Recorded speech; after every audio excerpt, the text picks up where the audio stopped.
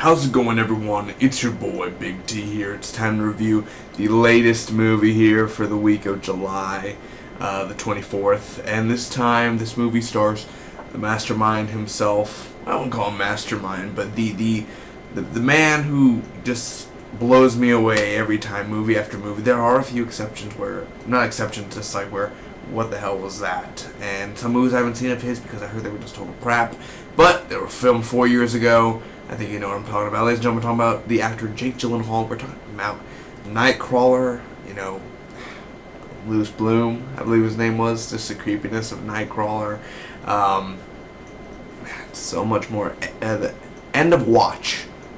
If you have not seen that movie, I've only seen it one time. It's because it's an intense movie to watch. It's not a movie you can just watch daily. End of Watch. Just saying that, Jake Gyllenhaal and Michael Pena. Beautiful, intense, and it makes you cry. You're gonna cry a lot. Either way, Jake Gyllenhaal. We also have Forest Whitaker. Man, I love Forest Whitaker. Any movie that he's in, he doesn't ruin it. He just adds on to the talent there. So Jake Gyllenhaal and Forest Whitaker. If that didn't sell you, then guess who else? Rachel McAdams. Oh yeah. Oh yeah. Oh yeah. Ladies, I know the feeling too. Oh yeah. So Rachel McAdams in here. So we got a good cast going on. And this movie is written by Kurt Sutter from Sons of Anarchy, the new upcoming FX show, The Bastard Executioner, and also Kurt Sutter. Who else? And this movie is directed by, excuse me for a second, I look up his name, Antoine Dufouk. Antoine Dufouk. So, ladies and gentlemen, this is my non-spoiler review to one of my most anticipated movies of 2015. This is a boxing / dramatic movie, and well, what else can I say? This is my non-spoiler review for Southpaw. Huh.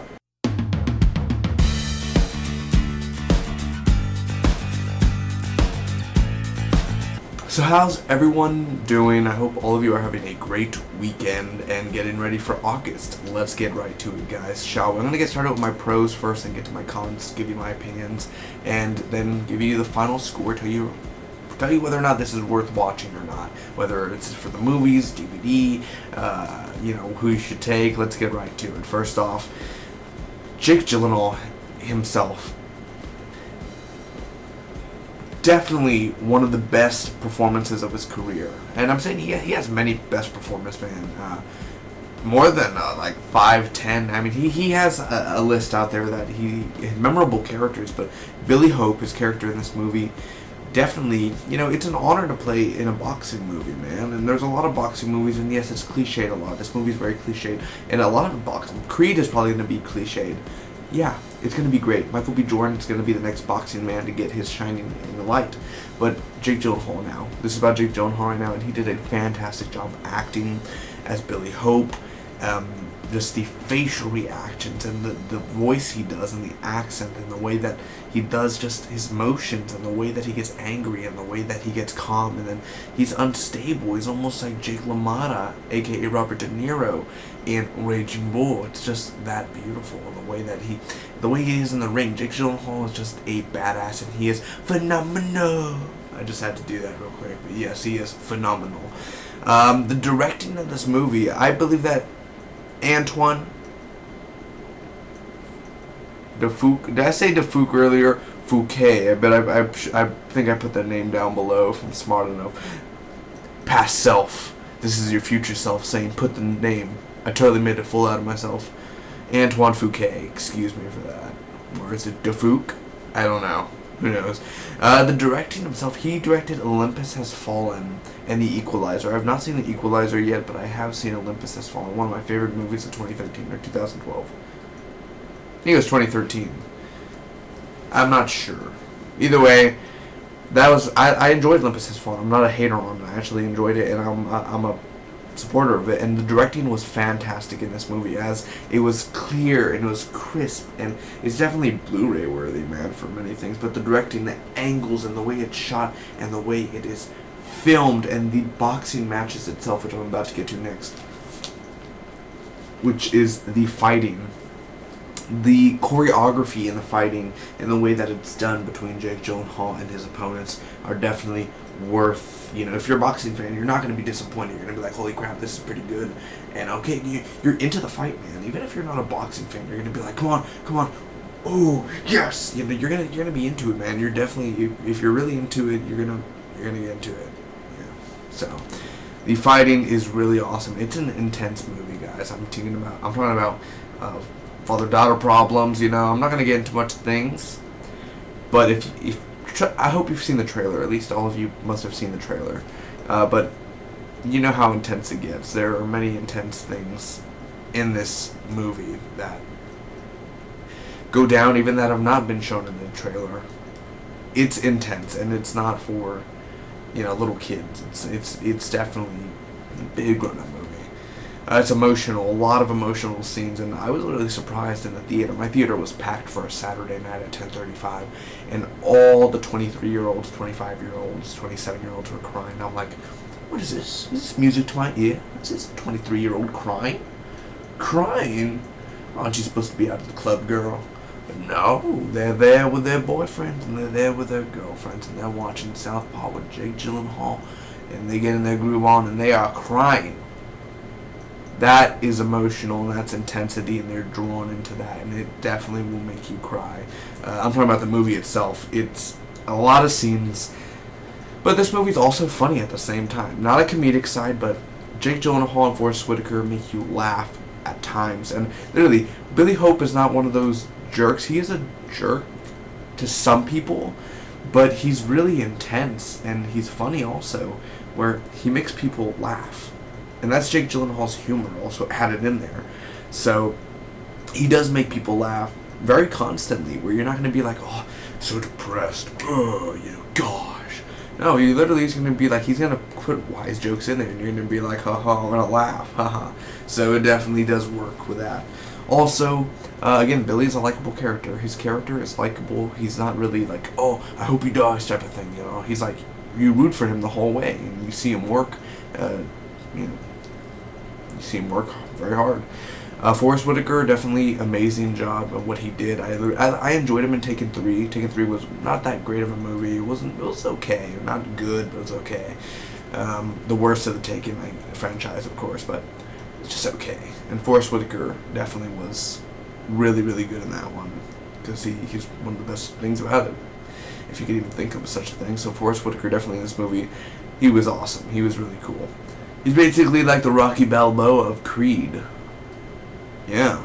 So the acting overall, Rachel McAdams, the whole cast, and even the daughter of Billy Hope in the movie, that young actress, I'm sorry I don't know her name, but she did a fantastic job. Sometimes she cried a little bit too much, where I was like, I see the way you're looking at Jake Gyllenhaal, your dad. I bet Jake Gyllenhaal's thinking, are you trying to be a better actor than me? Do you know who I am? I'm Jake Gyllenhaal. Trying to take my Oscar? Not today, Leonardo. Anyway, yeah, that's going down. And the transition of life, going from a big-time boxer to a little cockroach. Transition of life. That is what's one of the best things of the movie. Also, the effects and the blood in the eyes, and I'm talking about the effects of everything, of how they did the makeup and the blood and the definitely awesome.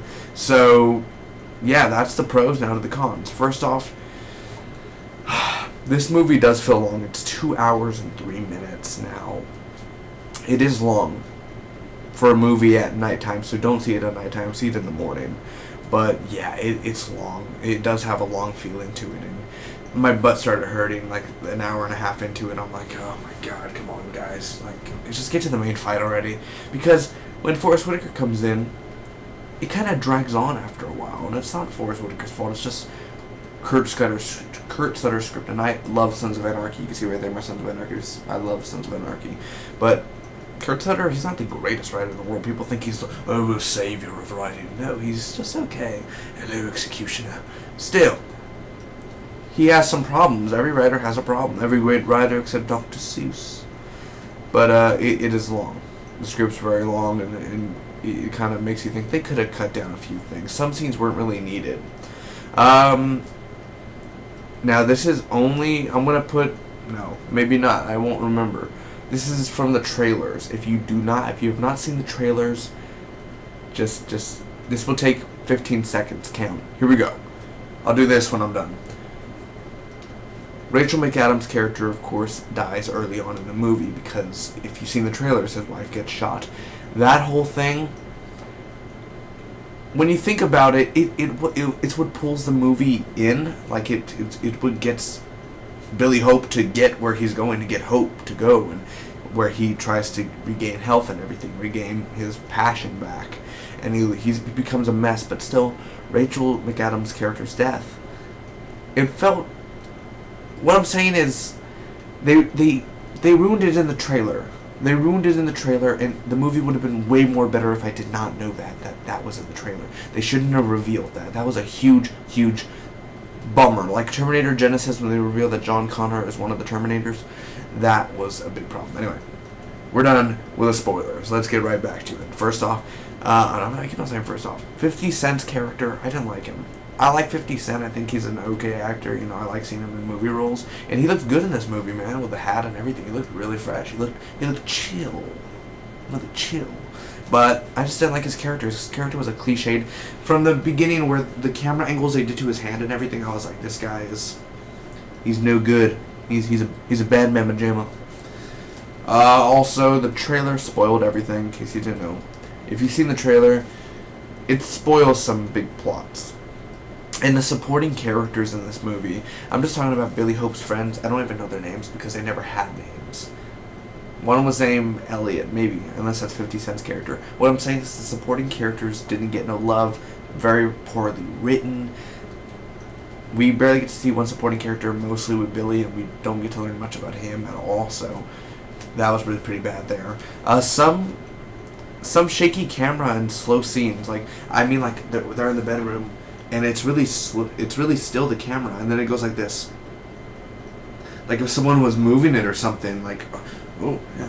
Like, it really got on my nerves sometimes when a slow scene, not an action scene or anything, like, tough guy, yeah, undoable. Like that. And I was like, what? What's wrong with it? Is someone in the projector room doing that? Like, it did have that feeling where I was like, why is someone holding it and they have a twitchy hand? Also, the main antagonist, the fighter, the villain, the main villain of the movie, him. I'm not going to spoil who it is, but if you've seen the movie or if you've seen the trailers, you kind of have an idea who it would most likely be. That guy, he comes out on The Strain. He plays Gus. Maybe you know him, maybe you don't. I like the actor. I think he could go places, but still, he wasn't that much of a challenge when you think about it. Like, I'm just saying, at the end of the movie, you're going to be like, did he really avenge anything? Did he? Or did he fail? That's what you're going to think. Did he actually fail, or did he win? Did he win? Did he fail? You don't know. Not until you see this movie. Ladies and gentlemen, I'm going to give Southpaw an A-. Secondarily, a B-. Now, let me tell you, it's a 9.10 out of a 10. It's a great movie with the acting. The acting and the loyalty from the actors is what makes this movie great. What makes it good is, well, and also the action makes it great, of the fighting and choreography. What makes it great, that's what makes it great. What makes it good is, of course, the directing and the intensity to it, and the whole effects. That's what makes it good. But what makes it great is Jake Gyllenhaal, Forrest Whitaker. That's what makes it great and makes it stand out. It's one of the best films of 2015. It's not the greatest film, but it's one of the best. I wouldn't be surprised if it makes it on my top 10 list at the end of the year. We still have less than 6 months for the year. We'll see what else makes it on the list, but for sure, it will most likely make it on the top 10. Ladies and gentlemen, thank you so much for watching. I hope all of you enjoyed. Comment down below, let me know what did you think about Southpaw if you've seen it. And if you're going to see it now, is it worth watching? Yes, it is. I would definitely own this movie on Blu-ray. It's definitely a movie you want to take your girlfriend, because, boys, she gonna cry. She gonna cry on your shoulder. when she's thinking about Jake Gyllenhaal. Thank you so much. May Spock be with you always. Even I was thinking about Jake Gyllenhaal. What am I doing? What is this? This is sorcery.